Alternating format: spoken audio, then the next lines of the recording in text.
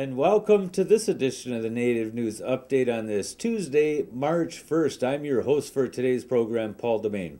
Many of the stories read here can also be found at our website at IndianCountryNews.com. And here are some of the news stories from the day from the Associated Press and other Native news sources. The Brenda Lee concerts that were scheduled for 2 and 6 p.m. on March 19th at the Grand Casino Mille Lacs Events and Convention Center have been canceled.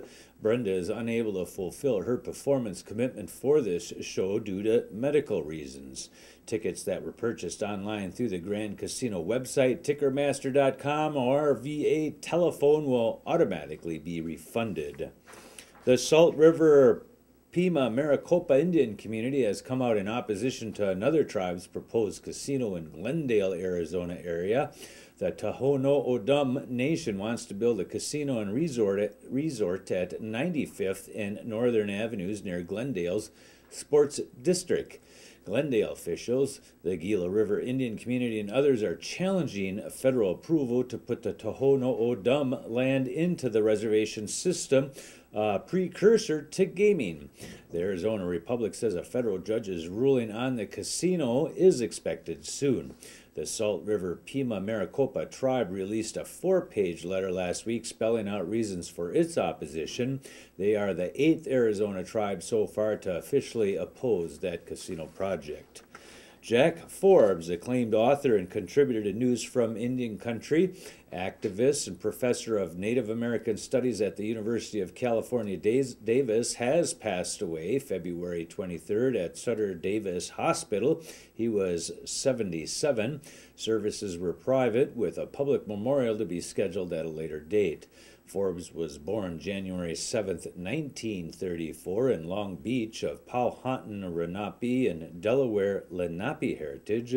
He grew up on a half-acre farm in El Monte and in Eagle Rock. Forbes joined the UC Davis faculty in 1969, emerging as one of the founding leaders of the campus's Native American Studies program.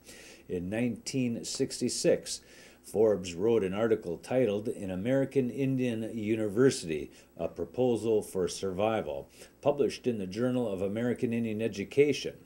Colleagues recall that the article, which set forth a proposal for an Indigenous Peoples University, helped ignite the tribal college movement.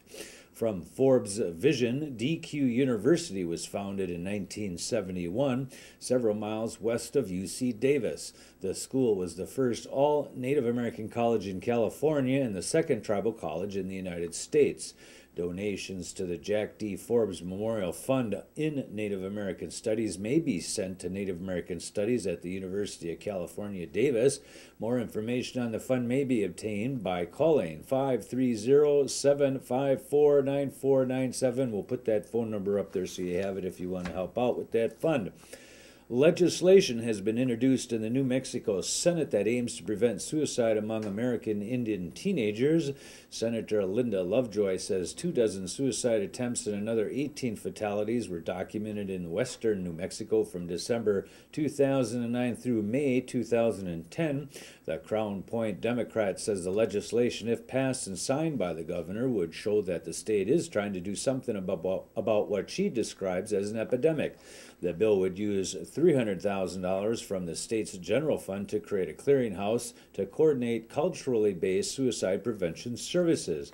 The clearinghouse would focus on continuing efforts at prevention, intervention, and post-suicide attempt assistance for Native youth, their families, and tribes.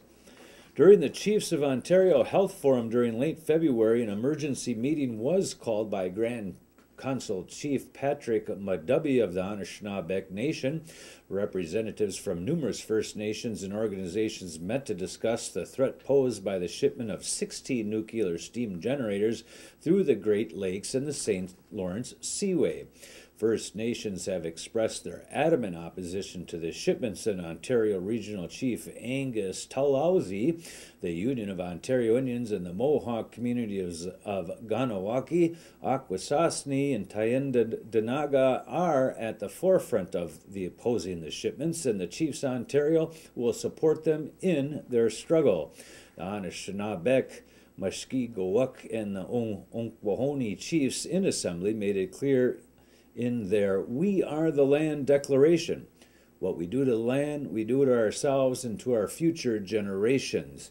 The regional chief further stated it is appalling that the government of Canada hasn't even consulted with the affected First Nations on this shipment. On February 4th, the Canadian Nuclear Safety Commission authorized Bruce Power to transport 16 school bus-sized decommissioned steam generators to Sweden for recycling. The generators will leave from Owen Sound and pass through Georgian Bay, Lake Huron, Lake Erie, Lake Ontario, and the St. Lawrence Seaway. The chiefs in Ontario is comprised of 133 First Nations in Ontario, Canada. Dayton County Circuit Judge Daniel Moser of Madison, Wisconsin, issued a restraining order against Governor Scott Walker and his administration, confirming what Democrats and thousands of citizens have been repeatedly stressing all along, that the state capitol is the people's house and must be kept open for public access when government is open for business.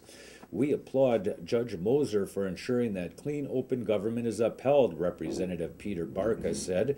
People must have the freedom to visit their capital and petition their government. It is their constitutional right.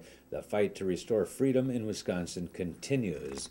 Wisconsin tribes are due to make a State of the Tribal Nations address there on March 8th, but the status of that address is in doubt, with thousands of demonstrators in the Capitol Square each day decrying the 144-page budget repair bill and cuts to things like Medicare, Badger Care, Veterans Care, and changes in worker rights to union arbitration.